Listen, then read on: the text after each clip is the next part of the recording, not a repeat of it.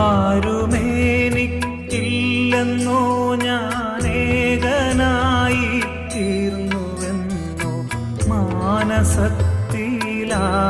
പൂണ്ടു ഖേദിപ്പാൻ സാധു അന്ധനായി തീർന്നിടല്ലേ ദൈവമേ, സാധു അന്ധനായി തീർന്നിടല്ലേ ദൈവമേ.